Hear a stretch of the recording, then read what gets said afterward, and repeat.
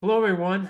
My name is Mark Kageyama, and I'd like to welcome everyone here to Be Your Own Hero. I'm a stage 4 prostate, bone, and lung cancer patient slash survivor, doing really, really well, and so happy to be here in Texas, along with my friend, Dr. Nhu, and who I'm bringing back again for the third time because she has so many incredible things to share with everybody, and we're going to get into it. So at this time, I'd like to introduce once again Dr. Nhu Truong, and please just briefly tell us who you are, and then we're going to get into a great conversation. Thank you, Mark, and thank you for having me on here again. And it's not only a pleasure, and I'm so grateful to not only be with you, with your community, and just a blessings. And thank you so much. And for those who are joining us and listening to us now, you know, I always appreciate each and every one of you, and grateful for that you not only watching us and supporting Mark, and don't forget to like and subscribe, of course. But I adore Mark. But it's we always come across for a reason, and I always believe that things come together for a reason. So for those who come across, I wish you nothing but great health, to always have abundance of love and joy, and just all the good things in life for you. So that is my wish. And a little bit about me is really I am a burnt out professional on in the medical field, and knowing and seeing how the system has push you. Either you're going to go with the flow of how the system is set up, or you're going to have to figure out how you want to change that system, and maybe uh, find some ways to help people who are struggling, because to have that life balance, right?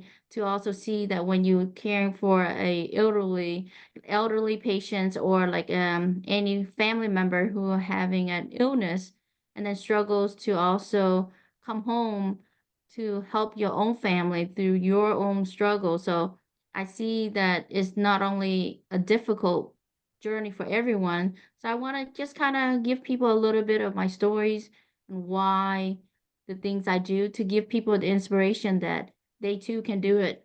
And so just that's a little bit about me, Mark. And because my story will be long, my it will be long, but that is a little bit about me. My heart is to really um my number one thing is patient advocacy. It's I'm always for patients, and everything we do, it has to be centered around people. We have to put people first. So that is me. And she really means that too. I mean, we have we've done this is our third, this is the part 3 of our interview, and we every time we get on and start talking, we forget that we're doing an interview because we're just so engaged in the conversation, because we're on just an absolute even plane, and we talk each other's language, and just enjoy talking to each other, because it's all it's all for the good of mankind, really, is when we get down to it. So what we're going to do is we're going to get into this interview, and we haven't talked about this in previous interviews, but Dr. Nhu is an accomplished author, and she's been a part of 3 published books, and is working on a 4th one as a part of it, as a contributor. So why don't you, if you could, please share with the audience what those books entail, and what your thoughts are. What can you convey to help people as far as what you've written? Yeah, so my thank you, Mark. And my first book that I was a part was called Quantum Holistic Healing: Awakening Your Journey. And that really, it's my part of the story is how center around tragedy, and so that way I don't spoil people who want to read the books, but really it's around mindfulness, and how our words and our actions has an effect and will have a ripple effect on others. And that is the power of not only sharing our struggles, and with that stories I tell in my own stories of how I came from a burnout professional high climbing the ladder and thinking that you made it through a successful career. But when you're there, you feel a void. You feel there's something missing because you're not really being a part of something changing for the good. You're just going on the life motions, you know? You're going with the flow, and but I see things that I want this to have an impact and change. And so I keep on struggles to be the change and fighting that system and my own world, and then life happens. And like we grieve a family death in a family during the pandemic, and then being a you know selfless, and that really put me in. I always put myself last, and I put everybody else first, so that makes me totally burn out, got into the hospital having sepsis. So I know how, as a patient, on the other side of seeing that when you come close to death and coming back alive, what kind of awakening do you need to do? What kind of changes and the things that's most important to you? What is your purpose, right? What is your why in life? And so that's where I dive in and saying, everything changed the moment you decide what it is. And when you wake up from it, that is where everything changed. And it's really about perspective shift. And I think a lot of people might say it seems like it's easy, but it's not. When What, you're in it, when did that happen? um, sepsis, you mean? Like when I went to the hospital? That was after my nephew passed away almost like over 3 years ago.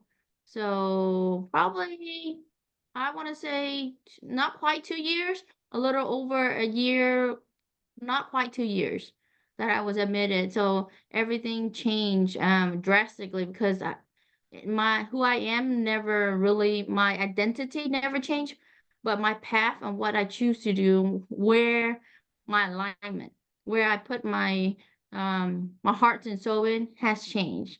So I don't support things that is not, it doesn't align with my value. And so that is where I want to make sure I am contributing to a higher good in a collective karma that's a positive, not a negative. Like just a scenario, if I know someone doing a company or an individual business that you're supporting and they're not for the people and they're wearing masks, then I want to step away from it. So when you really truly see it, you don't want to be a part of, because making money at the end of the day is not what we are here for, and that's not who I am, and that's not what I want. And so that is what changed. And then my second book was Oh, a oh, part in. let's back up. I have a question for you. So when you went in the hospital with sepsis, Yeah. how did that affect your outlook as it's shaped today? Did it change it or just enhance it? Or how did you, being the patient, affect you? Oh, it definitely changed because not only it confirmed a lot of things, because doing the my now we uncover a lot of things, layers now. Because my sister, when she had her own experience, she told me that she was abused, like didn't get the treatment, and she was abused. She was pinched when she was in a coma. But I didn't really think that, wow, how can be, maybe she's hallucinating, or maybe she didn't really. But I wouldn't say that I didn't trust her, but because I've seen some of the things, but I was like, we gotta be the change. And when I'm on the other side of on my deathbed, seeing how some of the care team might not be involved as a compassionate, not knowing how to come through. And that really makes you realize that many people don't have a patient advocacy, right? Some people don't have someone who's knowledgeable about medications, about the treatment plan, to really questioning all the lab works and all the things. Because even for myself, you feel like you have to stay on top of it. You cannot be relaxed and just give all in of saying, here, you do whatever you want to treat and heal me. that has not always been, it amplify more. It makes me more of the awareness. That's why I want to raise my voice of saying, we have to give the power back to the patient, because we can't just depending on the doctors. Doctors, like what we just said, it's not God, it's not um Buddha, it's not someone that will have the healing to the point of saying, oh, you come here, you're going to heal instantly, or, and, by the grace of them, that you will or will not live. That is not something, I think that is where I feel like a lot of patients get trapped if they're in this rabbit hole of the darkness of saying, I don't have much time left to live. And if someone don't come through in a positive way and you're already in a negative mindset, it will change the way you look at life. And that is where the mindset, the willpower to live is so important. And that's where I see the healthcare having more of the nurturing, the empathy, and having that compassionate, whether it's we delivering a message or we delivering a whatever in our care, we have to have a culturally empathy healthcare system that deliver. It's not about a silo that we're waiting just the doctors or nurse, any team members in the care of the treatment of the patient. We have to be really sensitive and be mindful of how we talk to that patient. And that is where I see that as myself being the patient, I see that not many people are like that, right? Very rare that you see a gym that really, really take care of their patient, like if it was their family member, or that have a higher level of awareness because they're presently there to really take care of the patient, instead of, okay, I'm just going in, I'm going to document. If you don't document, you forget. You're not really present to really get to know your patient, even if it's during that shift. But I think it's just, that's where I want to shake in and saying we have to be the change, because any moment now we can be that patient on the bed, right? And if we are not seeing that our action has an effect, one day we're going to be that patient. What kind of treatment do you want to be treated when you're on the other side? I think that is where we have to get, a lot of people really go back to their core why they got into the healthcare, into caring for the patients, whether it's emergency, whether it's surgery, whether it's a one night stand or a 10-day stand, or how many days left they have, but it's how you treat someone, that their integrity, right? The patient's dignity, that is so important. So do you think you got treated better when you were in the hospital because you were a doctor, or Well, what are your thoughts on that?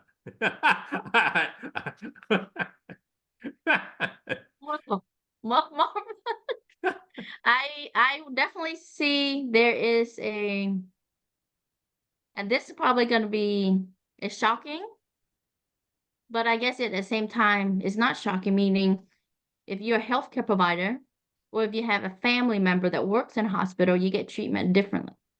Or if you don't even work in the system, but if you're knowledgeable enough, you question how they do things, of course they have to stay on top of it.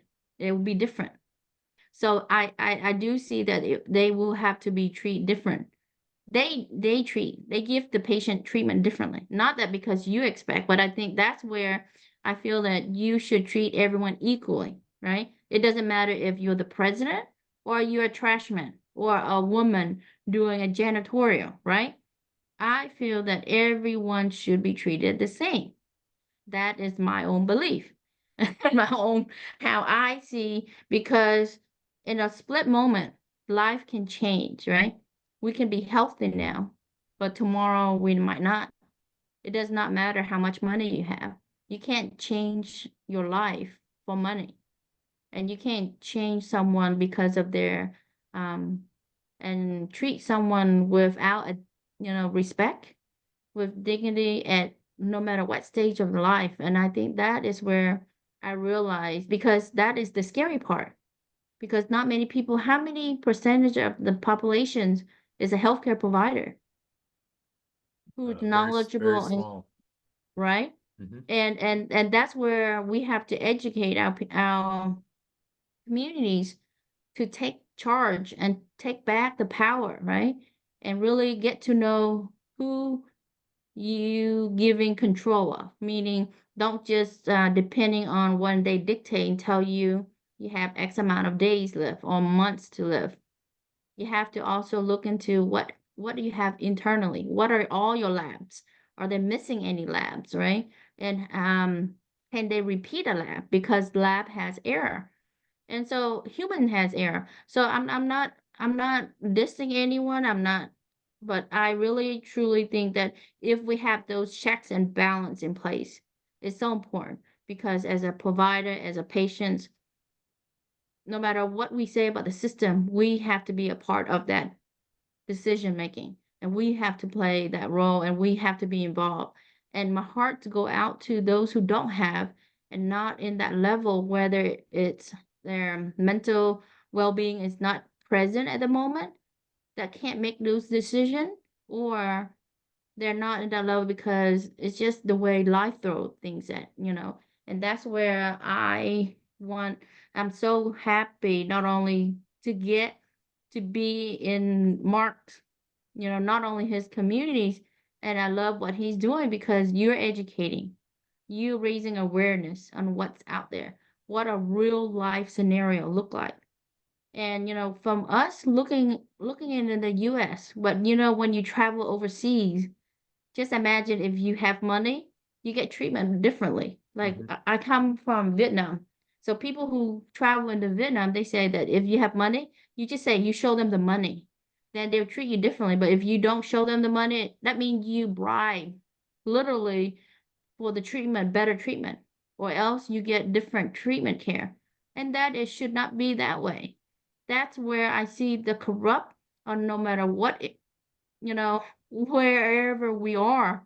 And it's going to offend people, but we have to realize that are you in this for to make money? Or are you caring for someone, right? Their livelihood depends on you. Their whole family depends on it. If one person pass away and how they pass away, that dignity is so important. The last stage of their life. But how are you your treatment, how you communicate, that's where, when the more I talk, I'm gonna have teary eyes. Hmm. But that is what I see. Um, so whenever my family members, when they get, admitted, I was like, I need to know what kind of medications you're on. I want to make sure that are you having any drug interactions, the disease and medication. There's so much, it's very complicated and your life can turn real quick if you don't have the proper eyes on it, right? You have people looking after you. And so that is where it's, But it yes, has to there's, start with you. You have to look yes, out for you first yes, and show people that, man, this person is really fighting, and you're going to get more people that want to help you rather, because I hear stories every single day, and uh, you can't force somebody to want to live. Because I have a friend of mine and he has a relative, and he tells me she just has given up and she just wants people to feel sorry for her. So it has to start with you as an individual in order yes. to attract what you need as well. No, totally. Because I think that if if you your mentality is okay, I'm here to be treated, I'm in good hands, everyone is great. Yes, you can have a positive outlook and positive mindset and belief, but also you need to also question and also stay on top of your own health. And that's why when you go to a doctor's, you need to take all your herbals and over the counters and all the things to the doctor's visit because if you don't bring it up and for myself when I'm on the patient side, I realize when you go to a doctor visit, you have questions that you want to ask and then you forgot, right? You're like, oh my God, I forgot to ask them. And then when you leave out to the door in the car and like, oh shoot, I forgot to ask. That's where a lot of things go through the crack because those are really important questions. So how do we get those answers? So it's either, oh, I either have to call the nurse line to so they can pass on the message and wait for the answer, or oh, maybe I'll just go through a next office visit, right? That is where a lot of things, I just know that there's a lot that we can make changes, but it has to start with us. Like you said, it's no matter what there's wrong, no matter where we are, but if we don't take control of our own health, our own well-being, no one can. And Right. so that is where I think our message is out very loud and clear. Let's change gears. Let's talk about your new book that you're writing. You want to talk about that subject because we were getting into that before we started here, because it's Yeah, to so me I guess that's you really great. so I guess you already heard about my quantum holistic healing awaken your journey. My second one was Rat Awake Volume 3 and a note to my family, I am your legacy, the third one. And then my fourth one that will come out soon will be Beyond Boundaries, Thriving in the Life's Gray Zone. So that will be the fourth book that will come out. And it's for me, adversity is what whole our whole journey, right? For me, I think the adversity is what not saying define us, but it's also adversity is is your gift because as for instance when we go through cancer, when we someone diagnoses us with, you have a this medical condition, this illness, or I had sepsis. So at that moment, it's either define you and you let it crumble and let say, I have no more willpower to live, I'm gonna die, or you're gonna have to fight for your life, meaning whatever you in your toolbox, whether you believe in spirituality, whether it's praying, whether it's whatever it is, you have to find the willpower of a higher purpose to live on further than your own life. And then whether it's for the sake of your family, those who leave behind, because for me, I look at the analogy as like in comic, superhero movies, we always think of, I'm in trouble. I need someone to save me, right? But in actuality, in life, not just in movie, you're waiting for Superman to come and save you. But in real life, we have to be our own superhero, right? That your channel saying, to be your own hero.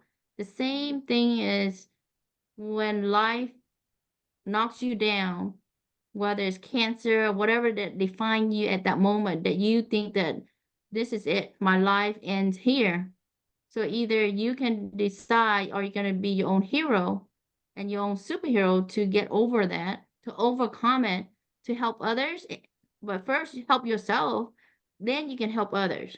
And that is where I see, as thriving in the gray zone is, people can look at as in adversity, challenges is an obstacle, but it's also a gift.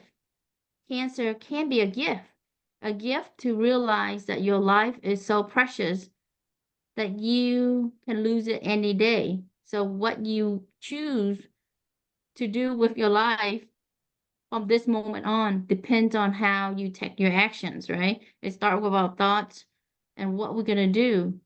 Why are you here in this earth? What is your purpose? What is your value?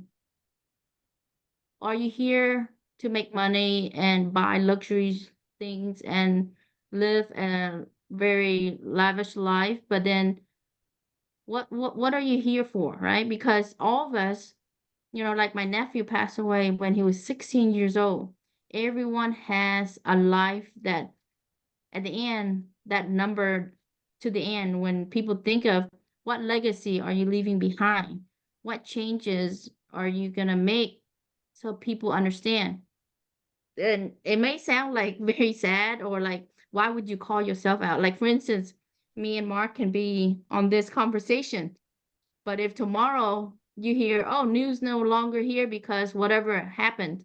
But you know that who I am, as my soul will continue and people will remember who I am for those who come across and knows that what I want to do is to alleviate people's suffering. I want to take their suffering away.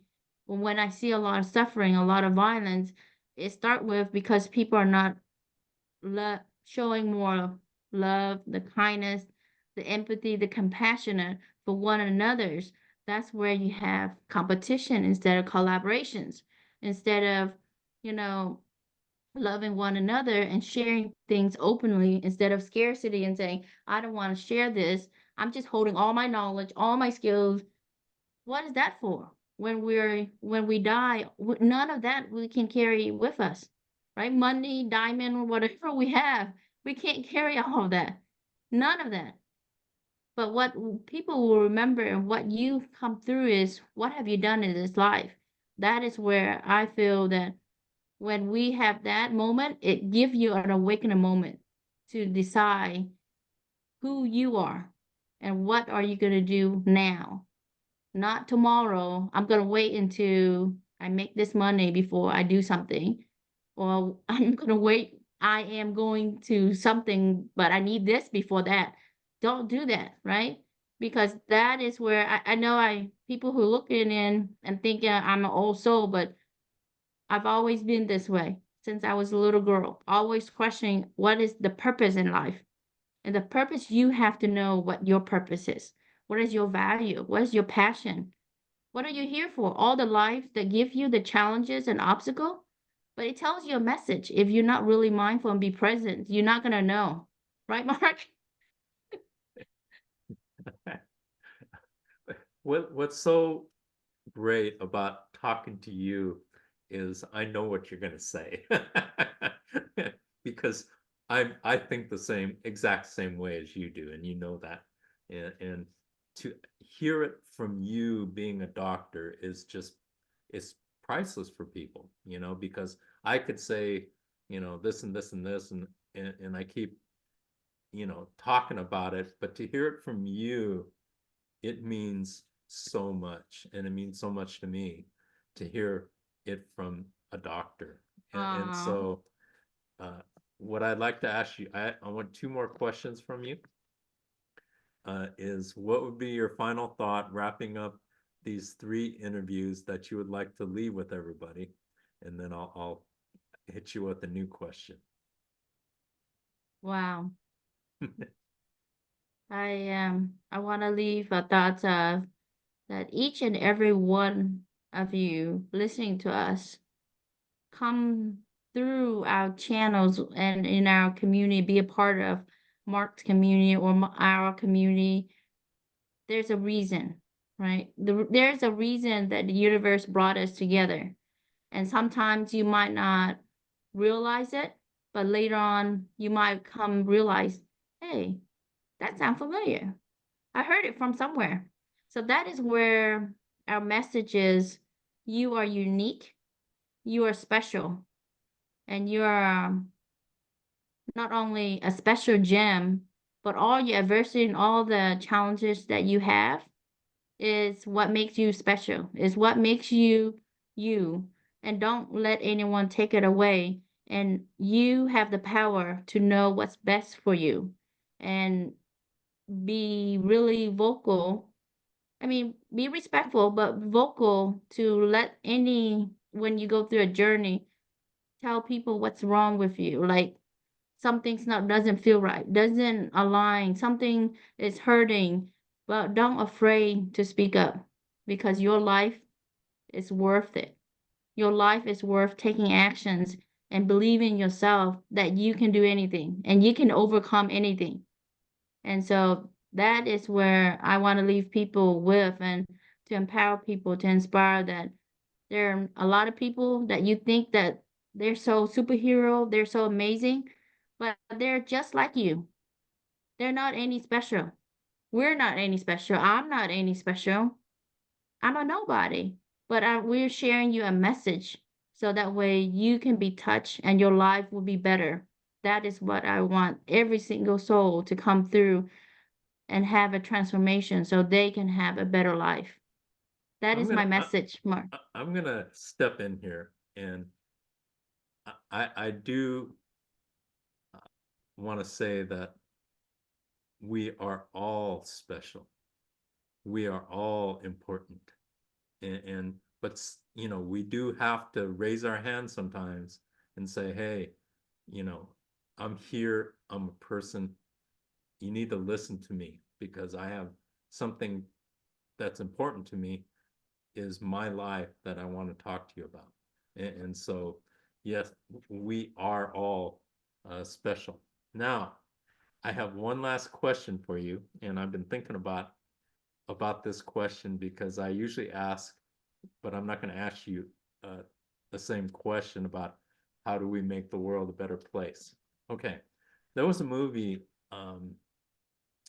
In fact, I don't. I think it was a Eddie Murphy movie, and he had he was given um, by his dying, I think, uncle. Uh, he had to. He was given $10 million, and he had to spend it, uh, give it all away, okay, in order to complete his uncle's wishes. So if you were to get $10 million and you couldn't spend it on you or your family, what would you do with that $10 million? Wow. I would open a